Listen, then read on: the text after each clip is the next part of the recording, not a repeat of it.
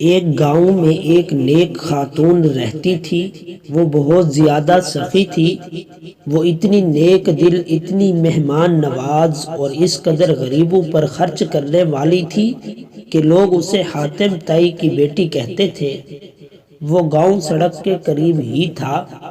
پہلے تو کوئی مستقل بس سٹاپ نہ تھا، مگر دیہاتی لوگوں کی آمد و رفت کی وجہ سے آہستہ آہستہ سڑک کے اوپر بس سٹاپ بن گیا۔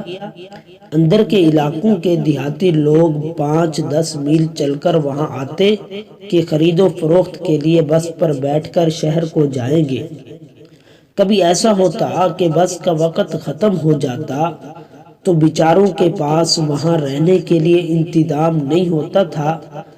اسی حال میں بیٹھ کر رات گزارتے، بھوکے پیاسے رہتے۔ اگر عورتیں ساتھ ہوتی تو اور زیادہ پریشانی ہوتی۔ اس نے محسوس کیا کہ یہاں تو ان کے لیے کوئی بندوبست ہونا چاہیے۔ چنانچہ اس نے اپنے خاوند سے کہا، کیوں نہ ہم لوگوں کی سہولت کے لیے ایک مہمان خانہ بنوا دیں، تاکہ وہ لوگ جو رات کو آگے پیچھے نہیں جا سکتے وہ آسانی سے رات گزار سکیں۔ وہ اگلے دن اپنے کام کے لیے روانہ ہو جایا کریں گے۔ خاوند کو یہ بات پسند آئی، چنانچہ اس نے مہمان خانہ بنوایا اور ایک آدمی رکھ کر ان کے لیے کھانا پکانے کا بندوبست کر دیا۔ اب لوگ آنے جانے لگے۔ جو آگے پیچھے نہیں جا سکتے تھے وہ رات کے وقت وہیں سے کھانا کھاتے اور آرام سے سو جاتے، پھر رات گزار کر اپنے کام کے لیے چلے جاتے۔ پھر کسی خیر خواہ نے اس کے خاوند کو یہ مشورہ دیا کہ آپ کی بیوی تو آپ کو کنگال کر دے گی، روزانہ اتنا اتنا کھانا پکتا ہے اور فالتو لوگ آ کر کھا جاتے ہیں۔ ایسی سخاوت کا کیا فائدہ؟ جب دوستوں نے خاوند کو بار بار مشورہ دیا تو خاوند کے دل میں بھی یہ بات آ گئی کہ بھائی یہ تو واقعی لوگوں نے تماشا بنا لیا ہے۔ چنانچہ اس نے ایک دن فیصلہ کر لیا کہ مہمان خانہ بند کر دیا جائے۔ بیوی کو پتہ چلا تو وہ پریشان ہوئی کہ جب پروردگار نے ہمیں اتنی زمینیں دی تھی کہ ہماری اپنی گندم سے ہی روٹی بنتی تھی اور سارا سال مہمان نوازی کا ثواب ملتا تھا، اب یہ نیکی کا ذریعہ بند ہو جائے گا۔ لیکن جب خاوند نے کہہ دیا تو بیوی خاموش ہو گئی۔ نیک بیویاں پھر بات کرنے کے لیے موقع ڈھونڈا کرتی ہیں، جھگڑے نہیں کیا کرتی۔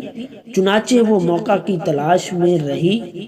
ایک دن خاوند سے کہنے لگی کہ آج میری طبیعت کچھ اداس سی ہے، گھر میں رہ رہ کر تنگ سی آ گئی ہوں، کیوں نہ زمینوں سے ذرا ہو آؤں۔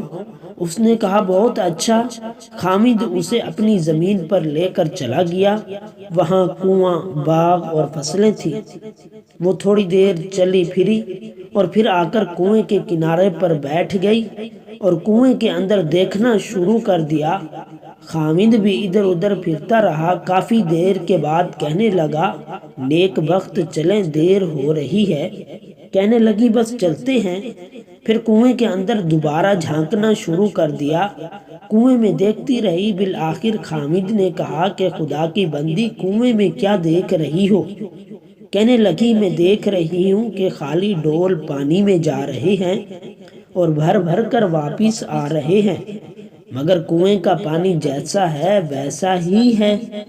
اس نے کہا خدا کی بندی تو اگر سارا دن اور ساری رات بیٹھی رہے گی تو یہ پانی ایسے ہی رہے گا، خالی ڈول بھر بھر کر آتے رہیں گے مگر پانی میں کمی نہیں آئے گی۔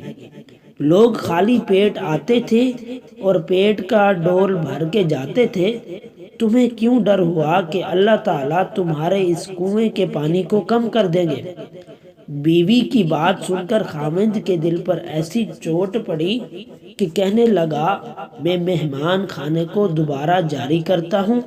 چنانچہ وہ خاتون جب تک زندہ رہی اس علاقہ میں وہ مہمان خانہ اسی طرح جاری رہا۔